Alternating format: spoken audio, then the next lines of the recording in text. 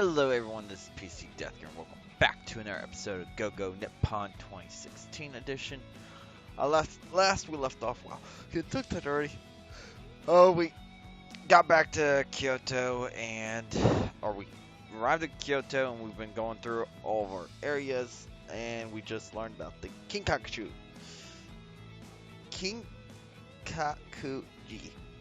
Ah, damn it. Good. If I screw up anything about Japanese, I am sorry. I'm trying to learn it as much as I can. But, here we go. I told you, I knew a lot about it. So, have you read the novel? No. Oh dear. Mishima Yoko's Kinkakuji has been translated into many other languages, so you can read it if you get the chance. Sure, I will. He probably wrote it after visiting the place for himself, so it should be more interesting now than if I had read it beforehand. I'll be sure to look around for it when I get home. I think I might try to read it when I get home too. See, I think you should get a lot out of it, Aki-chan. Kinkakuji, huh? The walls are covered with gold leaves, so it's gold as the name suggests. I've heard that ancient Europe referred to Japan as Japan, the land of gold. But looking at this, I can see why Marco Polo would have felt that way.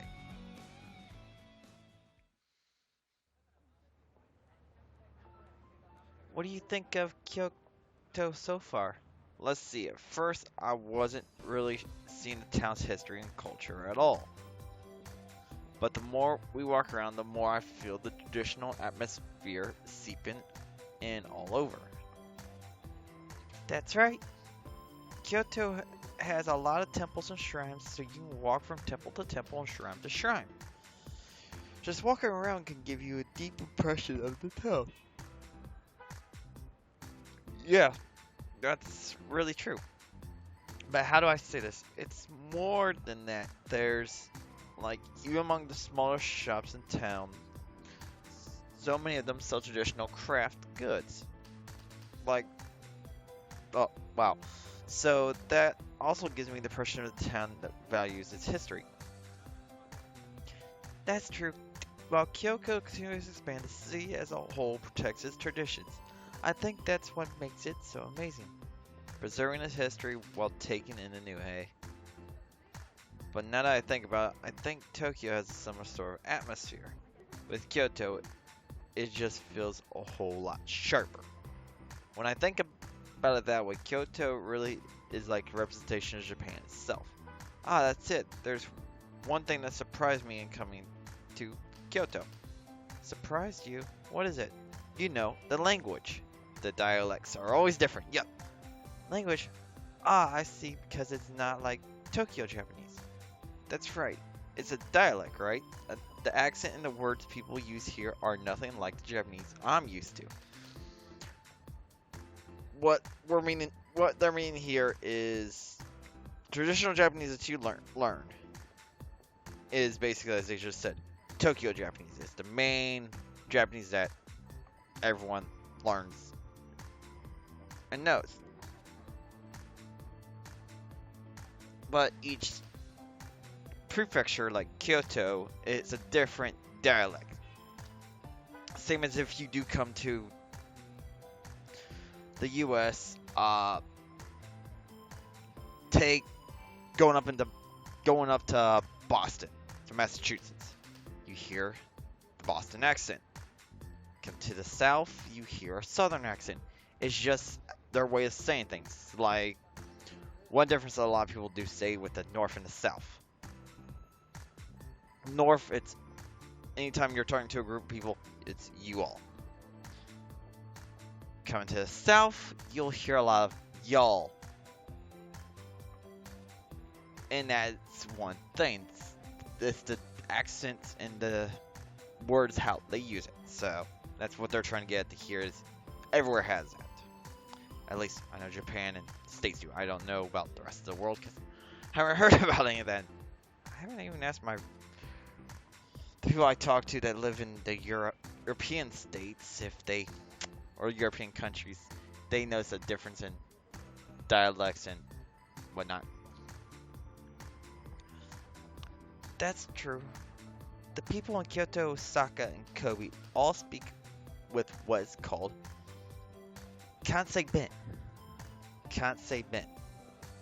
Yes, Kobe, Osaka, and Kyoto all have their own dialects, but the general term for it is Kansei Ben. Kansei Ben, I see. It's for even native Japanese to imitate Kansei Ben. It's a unique way of speaking.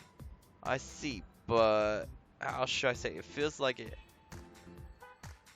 has nuisances that I don't hear in Japanese of Tokyo. Vowels or whatnot. That's true. It's a fast-paced and kind of funny. That's right. When you listen to in on an exchange, it almost sounds like they might burst out laughing. God damn it. Okay. So they just did similar to the Boston accent. Or most northern accents, which, yeah, I have a northern accent, which is mixed with a southern accent. But that's because I live both north and south. Um, do you remember what I said before that Kyoto was the capital of Japan long ago? Well, that was going on. See, Osaka was also developing next door. Osaka developed as a merchant city. They based their lives around merchant culture. So I think their language developed around the interaction between a shop owner and a customer. Making the customer feel comfortable is so important in the business world. You mean they make them laugh so that they relax and feel like buying more things? It's just my own speculation, but I do wonder if it's true. The real Kansei has done a lot to develop comedians and comedy culture. So you might hear Kansei Ben on TV too. Blah, wrong voice. Now that I think about it, it sounds really cute when girls speak it too. We don't speak Kansei Ben. Does that mean you don't think we're cute? That's not it. That's not what I was trying to say at all. So you're saying you wish we both spoke Kansei Ben? That's right.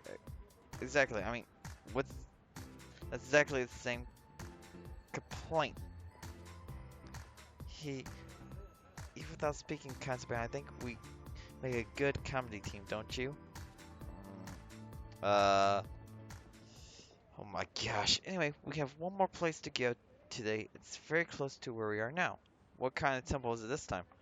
Oh my, we're not going to a temple. Really? Then where are we? Hello.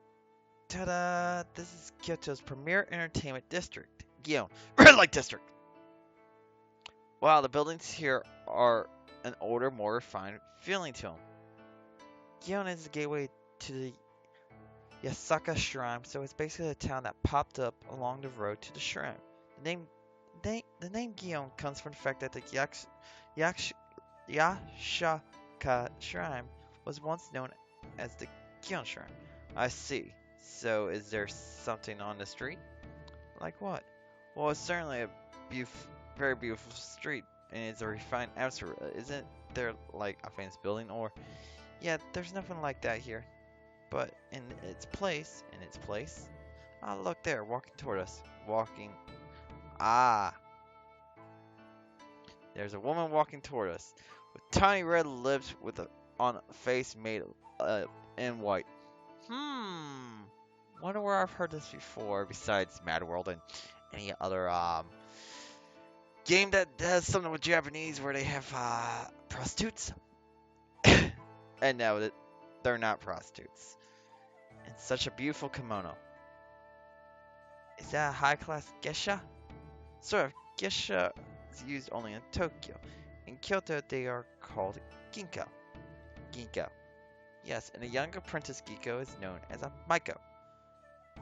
She looks young, so she's probably a maiko. Ah, she just turned to us and bowed. She's so cute. Hey, One-chan, I hear back in the day Maiko were girls around 10 years old. Is that true? That's what they say. 10 years old, they started that young. Yes, that's because Maiko and Ginko would play instruments at banquets, sing, and dance. They were like flowers used to add life to a party, and men of high standing and rank would come to them. So, in order to keep them from offending anyone, they received strict instructions in discipline and manners from a very young age. That's the kind of system it was. So, for all its beauty, their world was a harsh one too. Yes, however, it now seems as problematic for a child to work so hard, so nowadays you can't begin Maiko training until you finish school. I saw on TV once that there were fewer and fewer women who want to become Maiko too. I guess that's true in all countries. Jobs that were standard long ago are gradually declining. Yes. Uh, I can explain that one. I didn't go with because a lot of factories leaving the states, but oh well, to go to China, cheaper profit or cheaper labor. It's too bad, but yeah. But the TV also said that people seem to want to do it more now compared to before. But they say that the training is so strict that many people just up and quit. Just because you want to do it doesn't mean you'll succeed. But Maiko and Gecko Geekos are part of an amazing culture. There must be more people who want to carry it on. That's it. As long as we're here, why don't we call a Ginkgo-san tonight? And unfortunately, that's not possible. Huh? Why not? The girls will refuse first-time customers. Most people have to be referred by an existing customer. I see. There are some exceptions lately, and I've heard that there are some events where you can hire a Ginkgo for a brief period of time. But it probably takes a lot of money, right? I see, I guess that's true. Yeah, I understand that. It was just an idea. I could tell you're pretty upset about it just from the way you're talking. I told you I was joking. I don't think you were. Anyway, as long as we're here, we should stop by the Hisaka Shrine, then back to our hotel. Okay. Okay. Ah. Whew. Yashaka Shrine sure was beautiful. Well, let's head to our hotel for tonight. Sounds good. Just what kind of hotel are we staying at? Hey, Ona-chan, are you sure it's down this way? Yes, I'm sure it's just a little further. Wow, this looks like a regular civilian street. Is there really a hotel in this area? Yeah, you're sleeping in an inn. Oh, there it is. Here. Huh? This is. It really looks like. Isn't this just someone's house? He looks that way, doesn't it? But this is a very fine inn. Wow. They call them koi machiya or machiya. Kyoto was originally a castle town, so there are a lot of buildings like these where merchants and artisans would use them both as a work and living space. As time passed, they deteriorated and more have been demolished. But recently, there's been a movement to reinforce these old buildings and renovate them into something new. But the quality of the old days remains. For instance, the outer facade is different from the building we live in, right? It takes things like not letting you see in from the outside and keeping cats and dogs from peeing on the walls into consideration.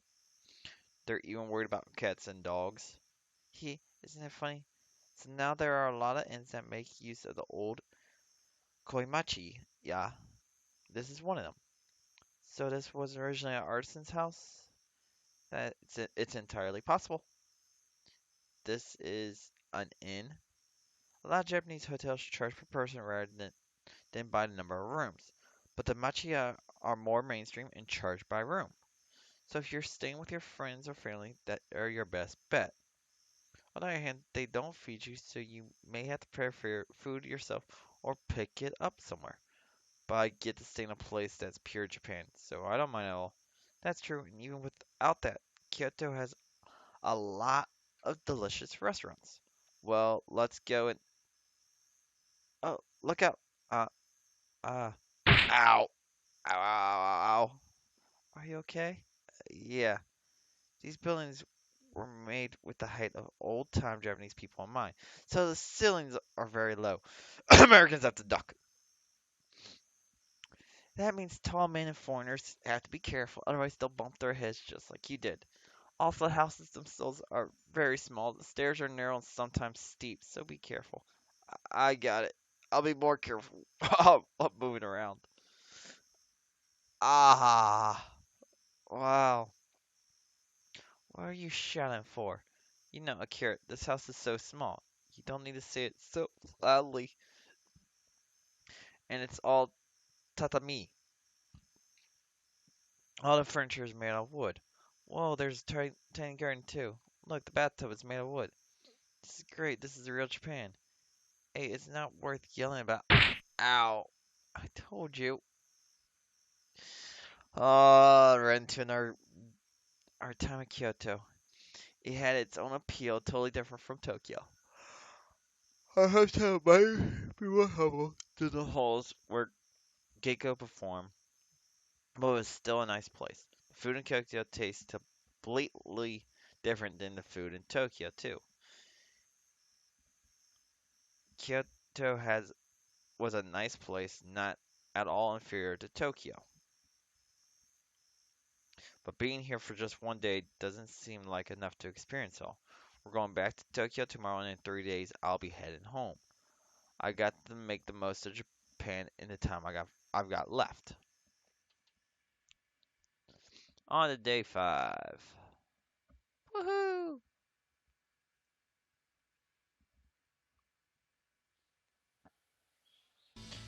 Another beautiful day.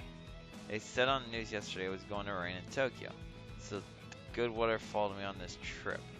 Should be a good sign of things to come, right? Nah. Okay, day 2 in Kyoto. Let's get started. Our next destination is a temple called Ronaji. Ronaji? The Ronaji is a magnificent temple, of course, but it has a number of other charms to the people who visit it. It has other charms. What do you think? What could it be? I give up. I have no idea. The answer is entry fee, the Zen Garden, or it's Rock Garden. That's Rock Garden. Hmm, hmm, Wait, why are you being so quiet? Oh, sorry, I kind of got sucked in. Wait, how do I say this? The garden made out of rocks and sand with no trees. It feels kind of empty, and it sounds strange, but when I look at it long enough, it starts to feel like islands in the ocean. Wow, that's amazing, huh? What's amazing? This type of garden is called a karasanshu. As you said, it symbolizes mountains and water without the use of water. I see. I think you stumbled upon this meaning without realizing it. So maybe I got a little closer to being Japanese in these few days? Eh, maybe so. Anyway, who created this garden? Such a high level artistry, it must be someone famous, right? Actually, no one really knows. Really? Yes, it is said that it was made sometime in the 15th century. And there are varying theories on as to its career, but no one knows for sure. I see. But that's not the only thing we don't know, huh?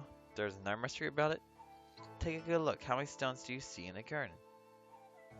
Stones? One, two, three. Are there 14 in all? That's what it looks like, right? Ah, yeah. Ah, but since you asked me, that must mean yes, there are really 15 stones in all. Wait, let me count again. Ah, you're right. There's another stone hidden behind that one. The garden was designed so that there's only one spot where you can see all 15 stones at once. Wow. The Stola in the Vatican was built so that the four rings of pillars line up perfectly when you stand at the center of the plaza. This is kind of the opposite effect. The garden itself is built on a slight decline, so the height of the stones in the back will seem to change height from some angles. There's an optical illusions like that are all around the garden. It's amazing. What a complacent garden. Anyway, I'm going to end this episode here. If you guys did enjoy this episode, do make sure you hit that like button or leave a comment below. If you want to see any more of this series or my other series, make sure you hit that subscribe button. Anyway, this is PC Death Gamer. As always, hope you enjoyed. Keep playing on. See yas.